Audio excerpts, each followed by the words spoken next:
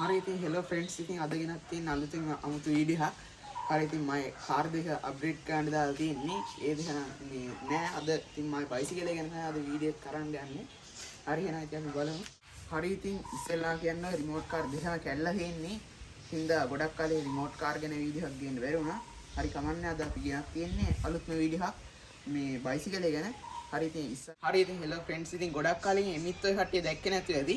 එමිත් වෙනවා අද ඉතින් අපි ගන්න යන්නේ අපේ ගෙදර ඉන්න සමාජිකයෙක් පූස්තඩියව තමයි අද වීඩියෝ එකට ගන්න යන්නේ. හරි ඉතින් අපි පූසා අරගෙන බලමු. හරි ඉතින් අපි අහලා බලමු පූසාෙන් මොකද මේ බයිසිකල් එක ගැන කියන්නේ කියලා. හොඳට බලලා කියන්න බයිසිකල් එක. හරි ඉතින් ඔයාලට බලන්න මේ බයිසිකල් එක සෑහෙන්න පරණ බයිසිකලයක්. ඔය කට්ටියට පේන ඇති මේක ගොඩක් හීරලා එහෙම තියෙනවා. මේක අපේ තාත්තලා ඉඳලා පැදපු බයිසිකලයක්. මේ කට්ටියට බලන්න මේක මේ ජපානෙන් තමයි මේවා හදලා තියෙන්නේ. මෙතන කට්ටියට පේන අකුරු මේ ගහලා තියෙනවා ජපාන් ස්ටිකරේ. හරි ඒකම කියන්න ඕනේ මේකේ අමුතු බ්‍රේක් සිස්ටම් එකක් තිබ්බේ ජියර් සිස්ටම් එක බ්‍රේක් නෙමෙයි.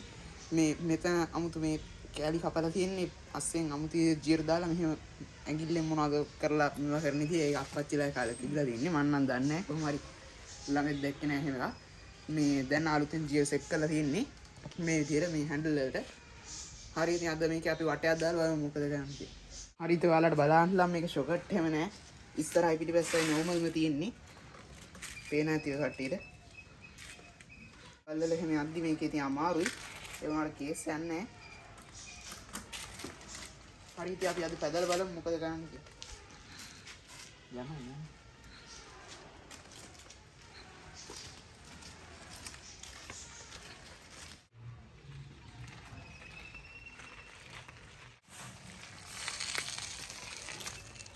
අපි පාර ගාටම බයිසිකලේ අරන් ආවා. හරි ඉතින් අපි පැදලා බලමු. සීට් එක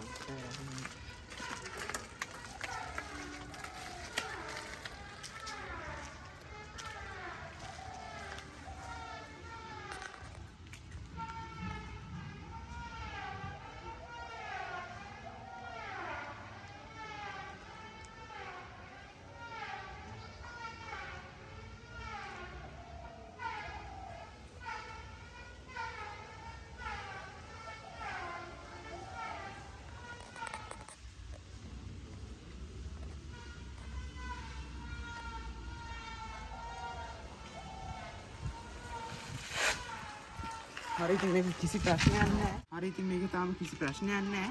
ඉස්සරින් ඉඳලා පැද්ද වුණාට තාමත් මේක හොඳට වැඩ.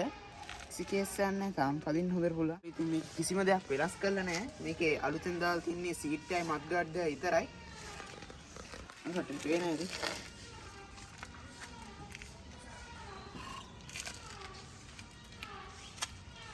හරි ඉතින් අපි තව වට දෙක තුනක් මේ පාර බෙදලා බලලා මේ ඕෆ් රෝඩ් පදින්න ලන්දි කියලා බලන්න වෙලට අත්තරන් යනවා.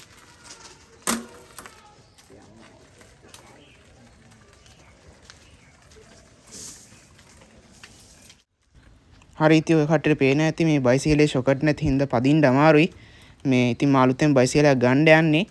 එක් ගත්තට පස්සෙත් මම අලුතෙන් වීඩියෝ එකක් ආයෙ. හරි ඉතින් එතකොට මම ආයෙ අලුතෙන් වීඩියෝ එකක් දාන්න. එතකන් ඉතින් මම මේ බයිසිකලේ තමයි දැන්ට පදින්නේ.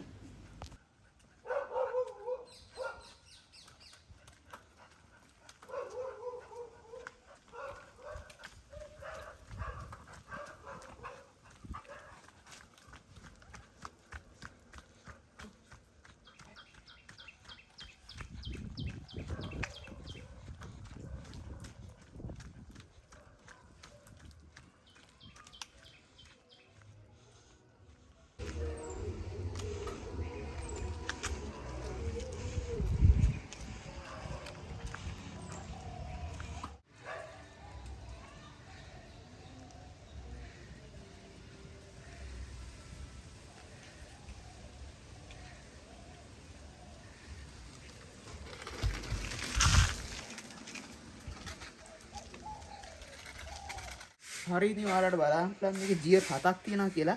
මේ බලන්න 1 2 3යි 4යි 5යි 6යි 7ක්. මේකේ ජියර් 7ක් තියෙනවා. සාමාන්‍ය වෙන ජියර් බයිසිකල් වල තියෙන 6යි ජියර්. ඒ වුණාට මේක මෙච්චර පරණක් මේකේ ජියර් 7ක් තිබිලා තියෙනවා. ජියර් තියෙනවා 3ක් තියෙනවා. ඉස්සා ජියර් ඒක නම් සාමාන්‍ය හැම බයිසිකලෙම තියෙනවා. මේ ඒ වුණාට තාම ජීර් එහෙම දාද්දි කිසි ප්‍රශ්නයක් නැහැ. හොඳටම වැඩ. හරි ඉතින් මේ පෙට්‍රල් නැති කාලේ හොඳම වண்டிයක් තමයි බයිසිකලේ කියන්නේ.